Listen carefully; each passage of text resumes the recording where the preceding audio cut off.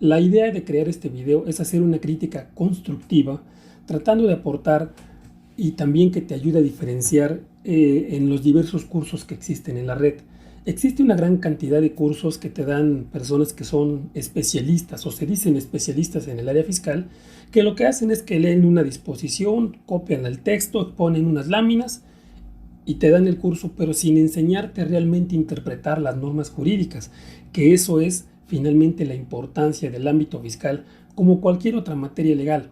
La materia impositiva no está aislada de interpretarlo en forma integral y armónica con otras disposiciones, y por supuesto la ley de renta y el ejemplo que vamos a ver no es la excepción. No vamos a ver todos los supuestos, solamente un ejemplo pequeño para que veas la diferencia entre una exposición, entre los muchos cursos que a veces encuentras en la red o que te ofrecen como capacitación y la forma correcta en que debes interpretarlo. Siguiendo estos parámetros vas a tener un poco mejor de visibilidad en tu estudio de la materia impositiva y en tu práctica profesional. Vamos a ver este ejemplo. Normalmente cuando te hablan en los cursos de los momentos de acumulación de ingresos, de ahí se derivan muchos temas, si la acumulación de los anticipos, que si los depósitos son un ingreso, que si llevan IVA, etc. Vamos a ver una parte pequeña nada más, el primer párrafo y los tres supuestos citándolos únicamente, exponiendo cómo te los leen normalmente y una forma diferente de verlo que verás no se parece en nada o muy poco comparte en características con lo que sueles ver en estos cursos. Si nosotros enfocamos un curso tradicional, pensemos que estamos en un curso donde nos están enseñando los momentos de acumulación de ingresos y empiezan a enfocarse en lo que es el artículo 17 de la ley del impuesto sobre la renta. Y para tal efecto el expositor te pone una lámina en donde te empieza a leer y ejemplificar los supuestos y momentos de acumulación. Y te señala algo como esto.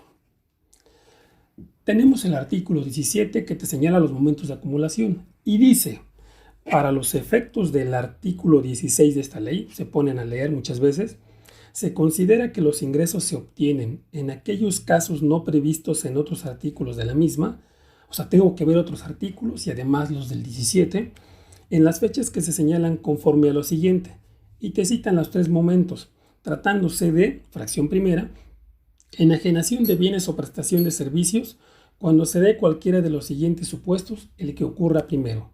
Inciso A, se expide el comprobante o prestación de servicios que ampare el precio o la contraprestación pactada. Inciso B, se envíe o entregue materialmente el bien o cuando se preste el servicio. Inciso C, cuando se cobre o sea exigible total o parcialmente el precio o la contraprestación pactada, aun cuando provenga de anticipos. Con este nivel de velocidad te leen la disposición y luego te ponen un par de ejemplos. A ver, ¿tú ya expediste la factura? Sí. Pues aunque no hayas cobrado, acumulas. Ya entregaste el bien, aunque no hayas pedido la factura, acumulas. Recibiste un anticipo, acumulas. Y ya, de una forma muy rápida, se enfocan en los momentos de acumulación del ingreso.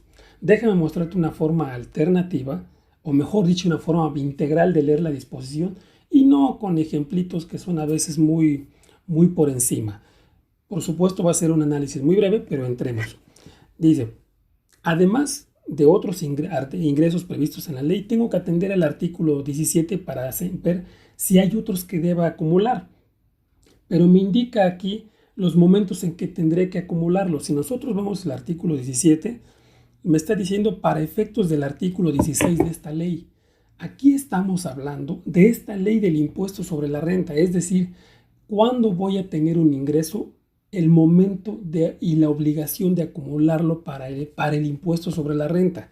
Pero hay que diferenciar la acumulación en impuestos sobre la renta del momento en que jurídicamente se considere que tenga un ingreso.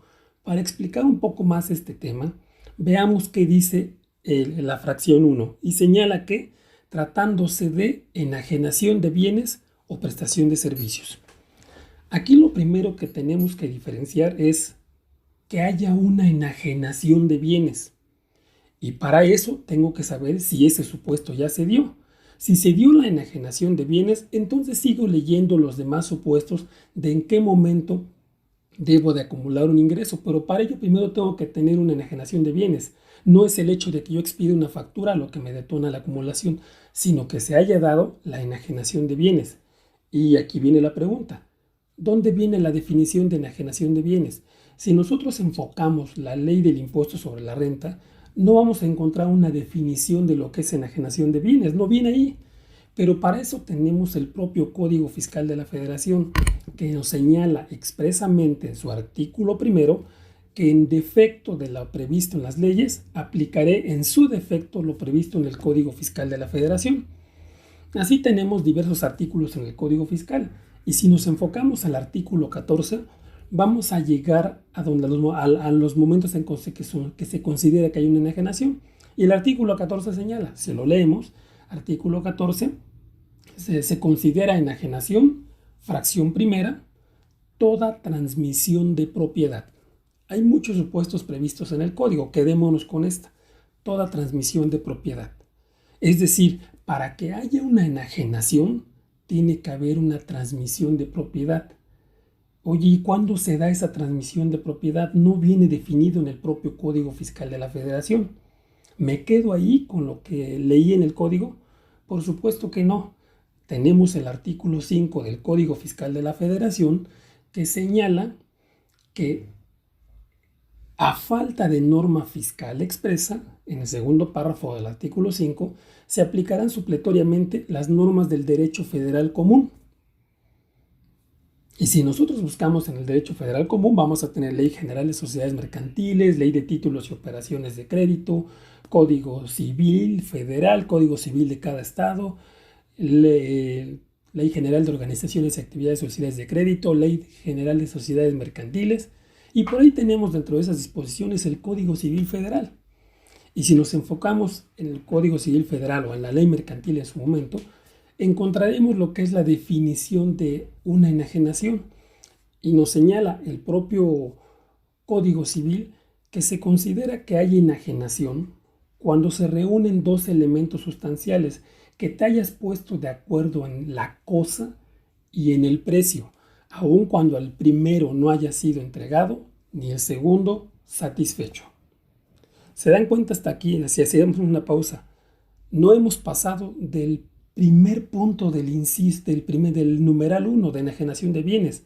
Apenas estamos analizando y metiéndonos a interpretar con base en otras leyes para ver si ha habido una enajenación. La ley de renta no se lee de corridito. Tratándose de enajenación de... No es de esa manera. Tienes que leerlo despacio, palabra por palabra, a fin de entender correctamente la disposición. Regresamos al Código Civil. Oye, ya te pusiste de acuerdo en el precio y cosa. Es decir, te pusiste de acuerdo en algo que vas a vender y en algo que vas a pagar. Te pusiste de acuerdo en los dos elementos para que haya una transmisión de propiedad. Y ahí te vas a encontrar con muchos elementos, que las compras de esperanza, las de futuro, etc. Tienes que analizar cada una de esas figuras para ver en qué momento hay una enajenación. Y te puedes apoyar en su caso en los doctrinarios. La doctrina, hay libros de derecho civil extraordinarios, entre ellos el de Sánchez Medal, que te hace referencia a los contratos civiles, entre otros, y te pones a estudiar y ver con base en lo que han definido ellos, con base en lo que han definido nuestros tribunales, a través de tesis, casos de estudio, cuál ha sido el criterio que se ha seguido en ese sentido. Y bueno, vas a llegar ahí a la conclusión entre Rafael Rojina Villegas, entre otros, que te señala que si tú no te has puesto de acuerdo en el precio y cosa, o falta uno de los dos elementos, no hay enajenación. Entonces, si no hay enajenación en términos del Código Civil, no hay enajenación en términos del artículo 14, toda vez que no ha habido una transmisión de propiedad. Y si no se da ese supuesto, pues entonces vámonos a la ley de renta. Te dice, tratándose de enajenación de bienes o prestación de servicios. Oye, ¿ya cumpliste lo primero? No. ¿Debo seguir leyendo lo demás? Te lo dejo como pregunta, no lo voy a responder, pero creo que con los elementos que hemos platicado puedes ampliar un poco más el campo de interpretación y ver y dilucidar muchas preguntas que a veces salen en el medio, entre ellas, oye, es que fíjate que no estaba definido el precio y cosa, pero de un anticipo y shalala. Ya sé que me vas a decir que los casos de uso del anexo 20, que las preguntas y respuestas que vienen en el portal del SAT, que la regla miscelánea, esas reglas las conozco perfectamente, no las desconozco. Yo lo que estoy comentando aquí únicamente es que todo deriva de la ley y deriva de una interpretación armónica. Si te fijas aquí, no pasamos de las primeras dos palabras de la fracción 1. ¿Y cuánto tiempo nos llevamos en analizarlo? Los supuestos de acumulación que te marcan el inciso A, B y C, te marcan otros supuestos cuando se cobre o pague. Tienes que acudir al Código Civil para entender la definición de lo que es un pago, la entrega del bien o cosa, o la contraprestación que se hubiere prometido. Te habla de o cuando sea exigible. ¿Qué es exigibilidad? Muchos expertos en fiscal a veces no tienen claro el concepto de exigible, y eso viene en el propio Código Civil Federal 2190, si no mal recuerdo, que te hace referencia a que se llama exigible aquella deuda cuyo pago no puede rehusarse conforme a derecho. Entonces, si tienes claro todo eso, entonces ahí es donde vas a ir analizando cada uno de los supuestos de acumulación. Ya no me extiendo más, creo que el objetivo de hacer este video era ver la diferencia entre una exposición en la cual te leen la disposición de corrido, no se detienen a hacer mayor análisis y se van directamente al inciso A, B y C para saber si expediste un comprobante, si entregaste el bien o etcétera, o cobraste un anticipo para acumular o no, cuando en realidad tienes que hacer un análisis mucho más integral, porque recordemos también que puede darse una enajenación y que fiscalmente aún no lo sea.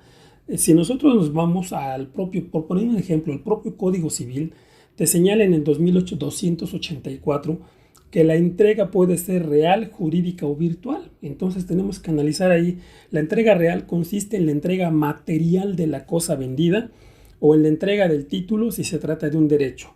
Hay entrega jurídica cuando, sin estar entregada materialmente la cosa, la ley considera recibida por el comprador. Y por supuesto, tenemos aquí, desde el momento en que el comprador acepte que la cosa vendida queda a su disposición, se tendrá por virtualmente recibido de ella, y el vendedor que la conserve en su poder solo tendrá los derechos y obligaciones de depositario. Tienes que analizar todos estos elementos, tienes que entrar incluso a la doctrina contable. Las normas de información financiera te establecen muchos medios que van muy apegados con la transmisión de los riesgos para definir si algo ya es una adquisición, quién tiene los riesgos del inventario, etc. Todo esto tienes que analizarlo antes de leer de corrido cada una de las disposiciones de la propia ley del impuesto sobre la renta. Espero haber sido claro y espero te sea de utilidad.